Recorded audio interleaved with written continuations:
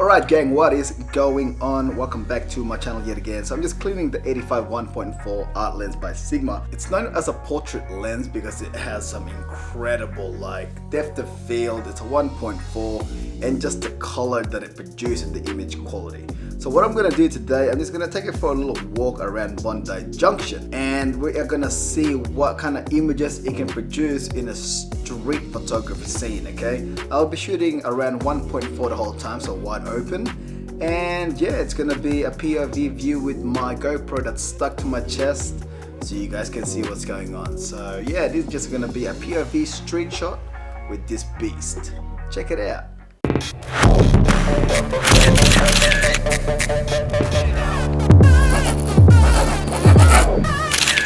Alright, so I did something really dumb. So that intro was taken yesterday, hence why I had a mustache. Last night I shaved my face, okay? That's not the point. So when I was doing all these street shots using the 85 1.4 by Sigma, I forgot to turn on my goddamn GoPro on my chest. So it literally was just photos. My bad for that one, my bad. So there's no POV, but there's the images that I captured yesterday before the rain began. So yeah, we're just gonna go through them and hopefully you guys can decide yourself if this lens is the right lens for you. And while I am browsing through, I'm just gonna talk to you guys, tell you guys about the settings. So 1.4 set with aperture 1,000th of a second because I just want something really fast because there's too much light. And I just want to see if the EOSR and the 85 1.4 can handle that. And the ISO was between 100 to 400. I didn't use any polarizers, no ND filters or anything like that. It was literally just the lens itself. So let's go through these images. So the first one, it's your generic shot. Mother and daughter walking in the park or whatever, they're walking in a car park, sorry. This shot though, I was really surprised how great it turned out.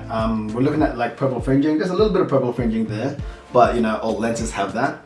But I'm a big fan at the moment of the blue sky with your subject right in the middle. I think it's kind of cool, in my opinion anyway. But yeah, I was very surprised how the lens went. This one though, it back focused. That is not the lens's fault, that is the EOSR.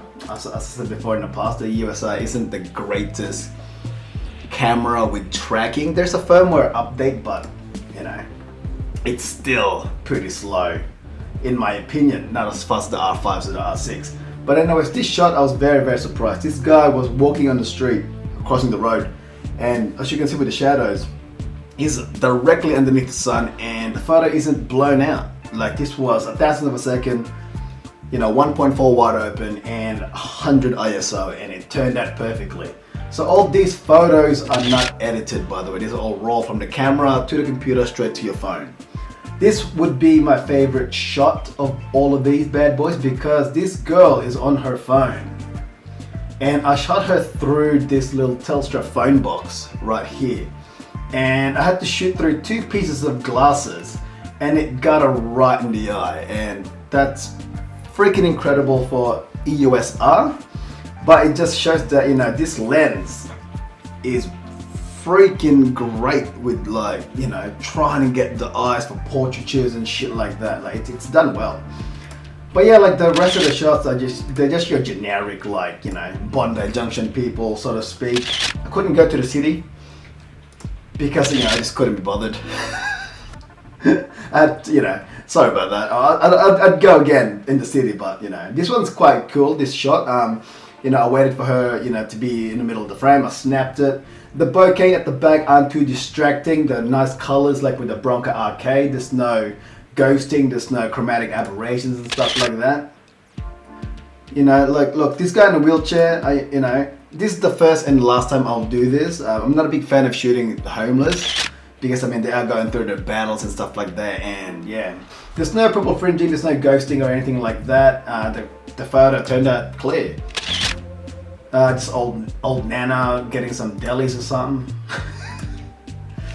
Yeah, as I said, these photos that you're seeing right now, they're not gonna win me any freaking awards, or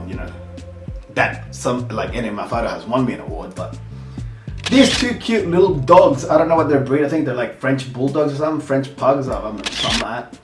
I like them. I think they're really cute. And for a camera that has no animal eye tracking.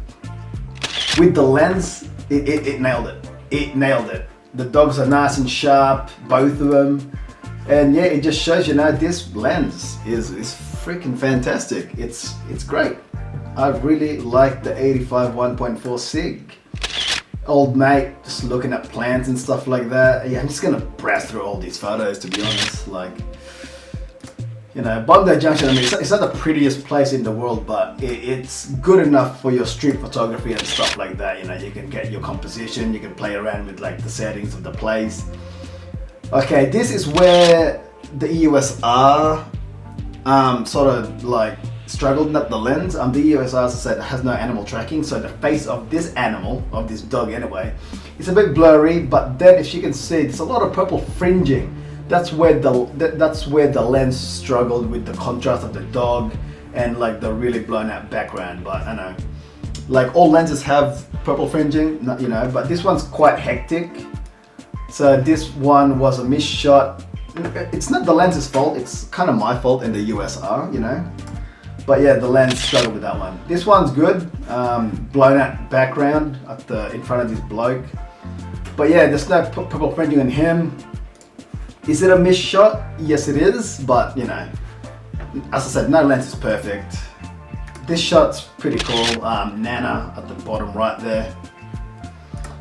Framing is nice. I went horizontal. Yeah, just your generic shots, to be honest, man. You know, kid on a bike and stuff like that with his father. And yeah. So all these shots, as I said, raw, untouched, from the camera to the computer, straight to your phone or wherever tablet you're using. You know, about 8 times out of 10, especially in the street photography scene, like, you know, this lens will have some missed shots. It'll have some like focus breathing problems or like, you know, just hunting problems and stuff like that. I didn't shoot it with tracking, like face tracking. I shot it with just like, you know, your little box in the middle. Hence why some of the shots, it's either tack sharp in the middle or it literally got the background, you know, while the subject is in the middle of the frame. That's why. Because I just don't trust the EOSR, not the lens. I don't trust the EOSR's face tracking when it comes to street photography, because there's just too much things happening and it would just start hunting and it's gonna, you know, piss me off. But yeah, 8 times out of 10 with this lens, if you know what you're doing and if you're quick enough with your, you know, your shutter speed, then yeah, you'll get the shot that you want pretty much. Especially with the telephoto 85 1.4 Sigma. It's, you know, it's a lens that you don't have to be too close to your subject. You can pretty much snipe around and not be seen too much.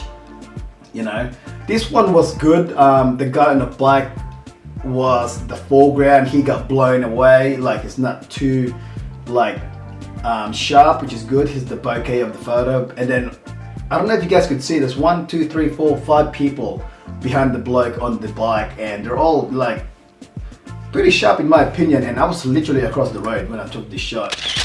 So yeah, I'm quite happy with this lens. It's very, very quick. You can shoot, you know, when, you know, the harshest conditions with the light, like around 1 p.m. at lunchtime, you know what I mean?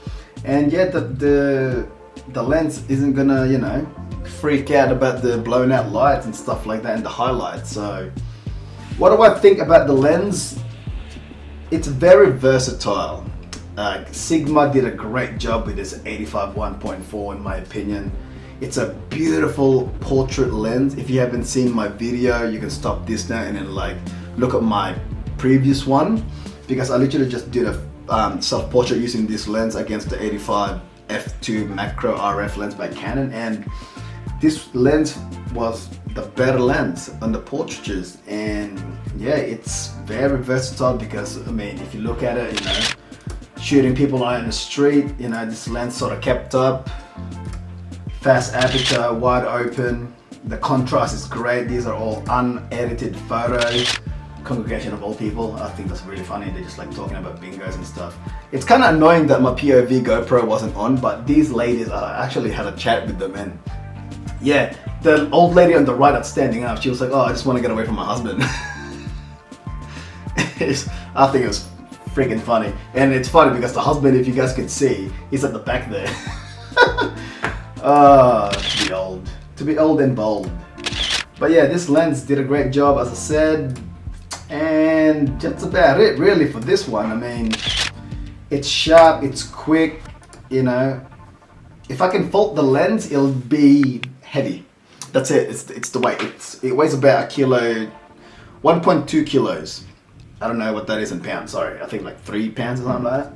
But yeah, the only thing is it's bulky, it's heavy, especially with the EUSR. It doesn't mount directly to the camera. You need like an adapter, so that's another piece of metal that's going to go onto your system, and it's going to be a little bit heavier. Okay, that's the only thing that I can fault this lens. But that's about it. You know, like this lens is great. In my opinion, you should keep it if you want to upgrade from your kit lens, Sigma lenses, especially the 85 1.4 if you want to do some street photography, some low light shots around the street at night time, and if you are down with your food photography and your portraitures, this lens is the right lens for you. So go check out George's cameras at georges.com.au. Check them out. They're having a sale right now. It's about $200 off, which is cool. It's roughly around 1,400 bucks. And tell them that I sent you. They're probably like, who? But yeah, that's about it for this one. If you like this little nut POV video, so that's my fault. I am so sorry about that. You know, I'll turn this freaking GoPro on, you know, next time, and yeah, that's my fault, gang. So yeah, if you like this bad boy, unscripted little video, man, click like, subscribe, and all that stuff. And to everyone who's been supporting my channel, you guys are fucking awesome, guys. I love you all. Take care out there. This is Carlo, aka Capture, signing out. My bad about the POV thing. Just brain fart there. So yeah, stay safe, keep warm, and yeah, I'll see you guys on my next video. Peace.